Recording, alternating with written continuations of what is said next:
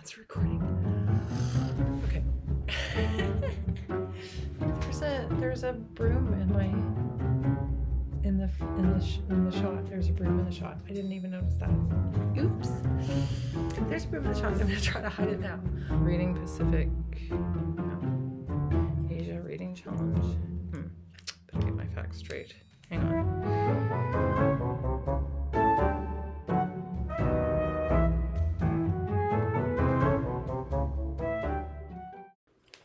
Hi everyone.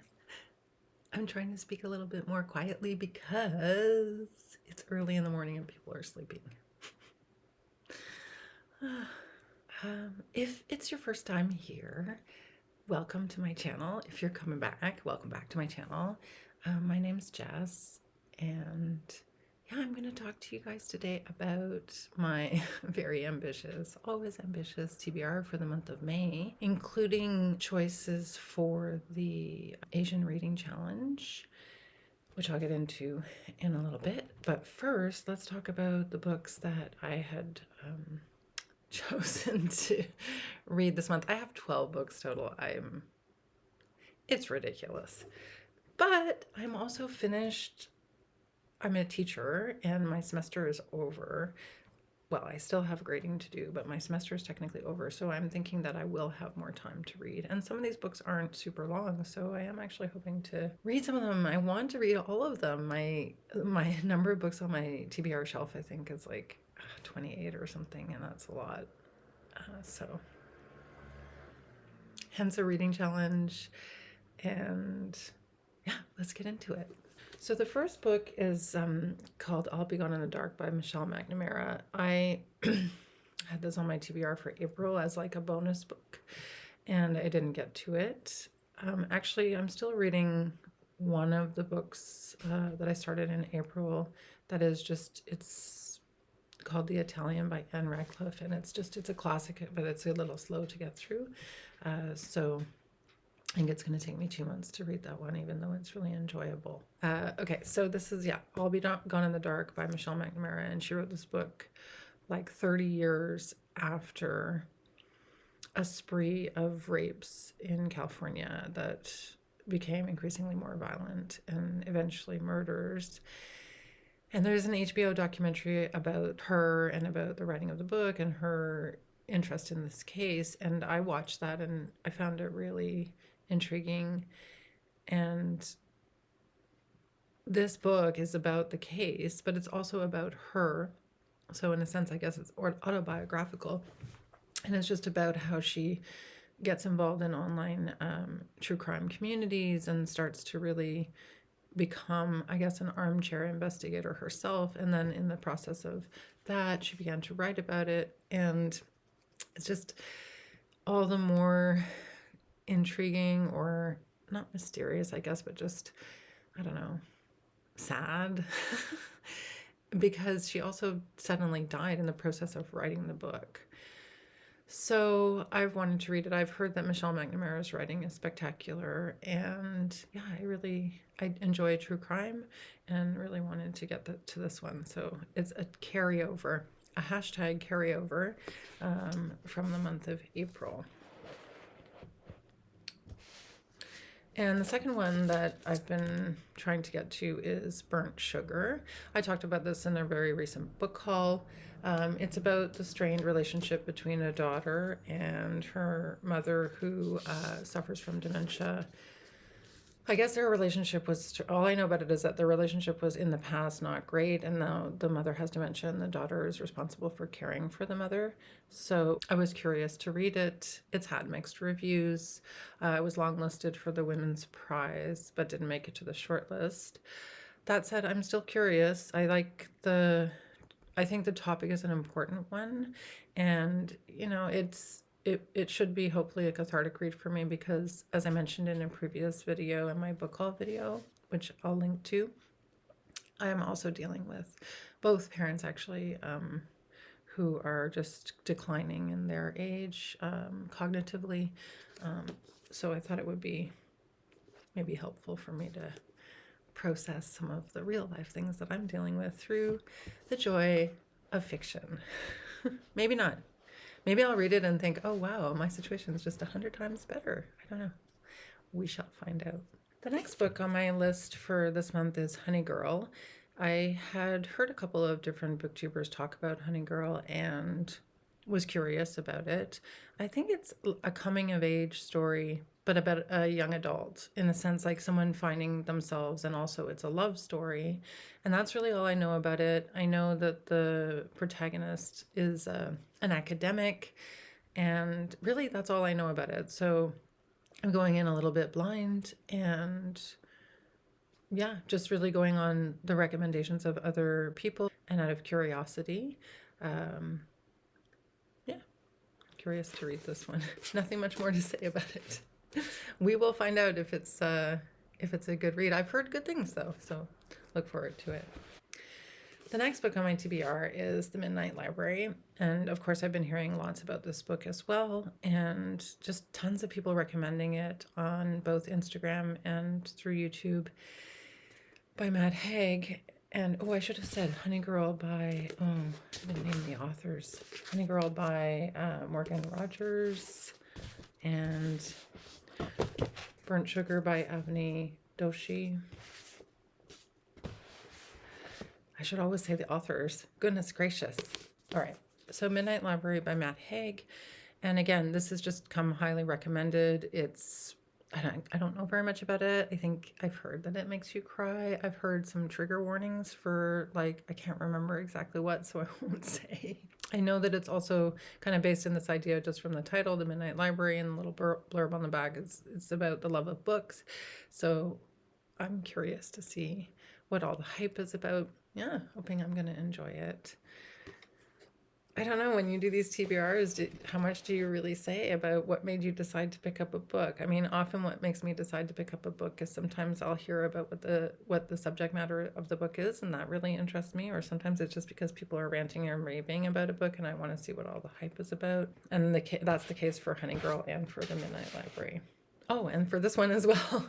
So the next one is The House in the Cerulean Sea by TJ Klune. This is the book club pick for the late night book club. And again, it's a book that I've just heard nothing but good things about, that it's a very feel-good book. I don't really know what it's about. It's a social worker, I think, traveling from home to home. I hope that's right. I'm not sure. As you will learn, I don't particularly like to read the blurbs on the back. One of the joys of reading these books in these book clubs is that you get to, attend the live show or watch the live show afterwards and just think about the themes of the book a little bit more, talking about books. And I really hope that people do make some comments on the channel here about these books if you've read them already and what you thought of them. I would be curious to hear your thoughts. I really do enjoy that aspect of the booktube community. So yeah, The House on the Cerulean Sea. So already I've got a good stack of 5 there that I had already just chosen for this month. One is a carryover from last month. I wanted to explore, I've been trying to explore more classics or reread classics. And the choice that I made for my next classic to read is A Room with a View. I have a friend who's reading Howard's End right now and just loving the writing. This was recommended to me as a good place to start with E.M. Forster. And I don't know, I feel like I've read E.M. Forster before, but it could just be that I've just seen the films. So A Room with a View and Howard's End were both, I believe, made into films. So it could just be that I've seen the films and then I'm thinking that I read them. I don't think I have read them. I think I sometimes give myself credit where credit is not necessarily deserved when it comes to books that I've read. Wishful thinking, I think. No, I don't know. I guess when I read it, when I start reading it, I'll be able to remember if I really did read it way back in my ancient past. I might not get to it in May, so I don't know. Maybe an extended TBR choice. I'd be curious to hear what people do with books that are on their TBR that they don't make it to, because I've been thinking about this a lot. Like if there's like the Michelle McNamara book that I just talked about at the beginning of this video, if I don't make it to reading a book, my tendency would be to carry it over into my next TBR and not abandon it completely.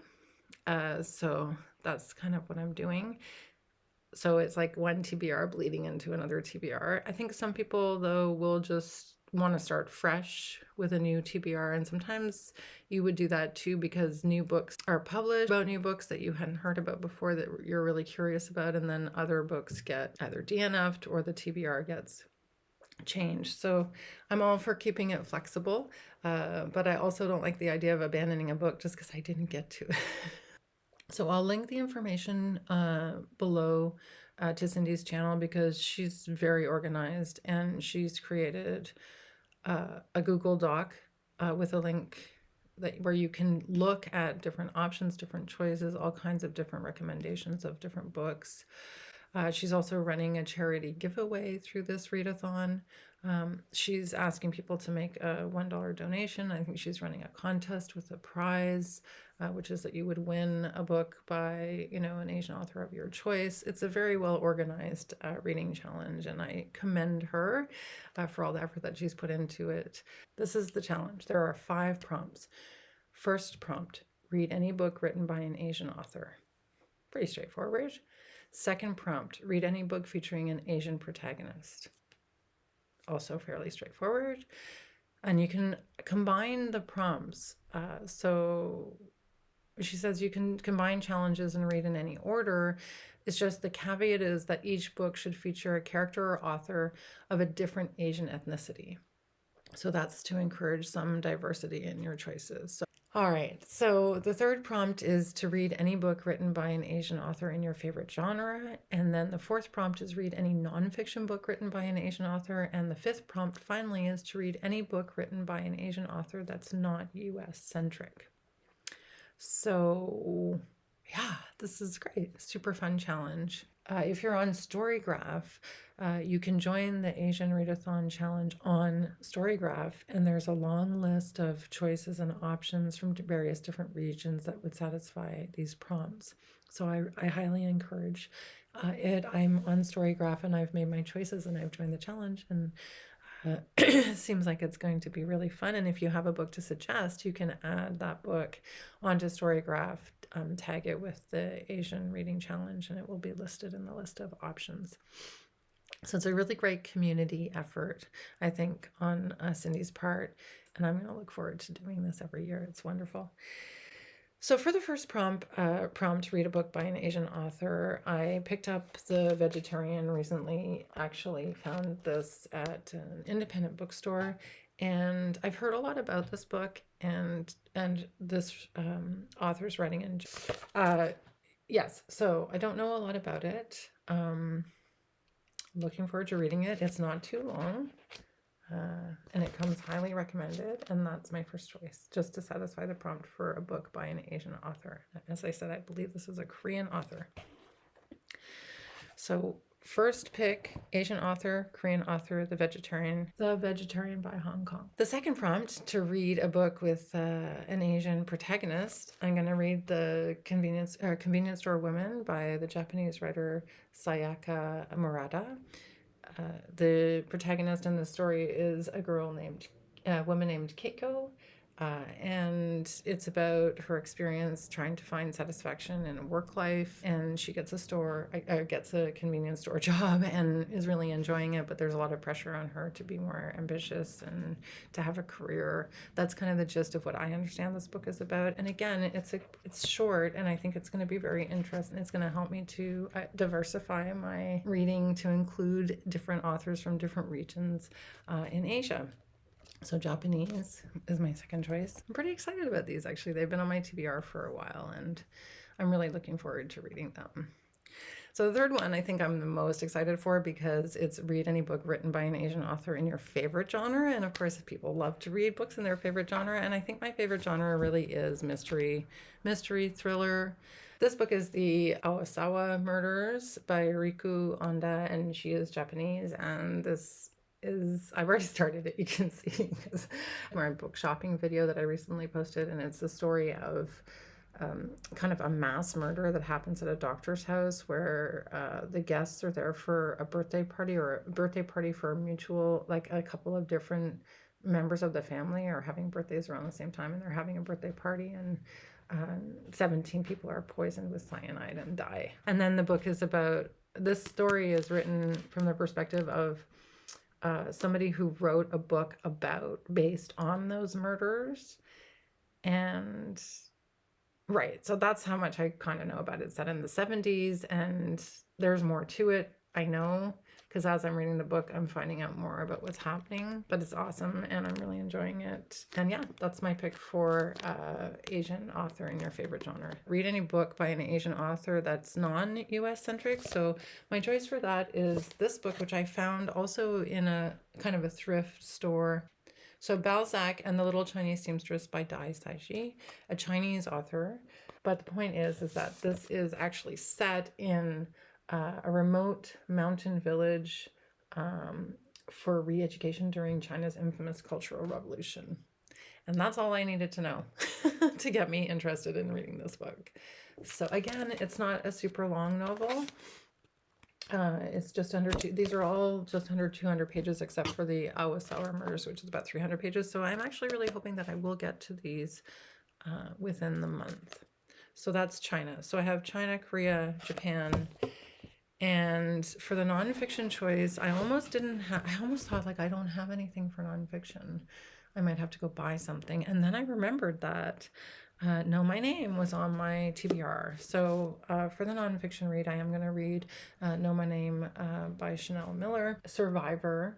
I think that it was very brave of Chanel Miller to write this book and just to speak about her experience. So I think it's going to be a little bit harrowing to read, but I think it's also important to read books about these cases, and I'm really wanting to read it. It was on my TBR anyhow. Chanel Miller was the survivor of a sexual assault by Brock Turner, which was heavily publicized and covered by the media. And this book has been making the rounds for the last year. I think it's been out since 2019, last 2 years.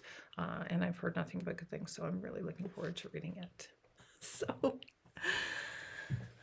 let's see how I do. Gosh, it was so nice for you to spend your time with me this morning. It was a really fun way for me to start my day. I have a really busy day ahead of me, lots of grading to do, lots of meetings to get to, but I'm hoping to get some reading in as well. Thank you so much for spending this time with me. If you like this video, give it a thumbs up. If you didn't like this video, maybe you should give it to yourself.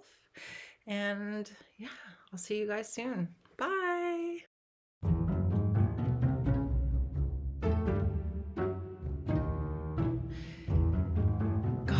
This recording is loud enough. I'm gonna move in closer to the mic. I'm just gonna start this over again. I'm gonna start this all over again. Forget all that. Okay. So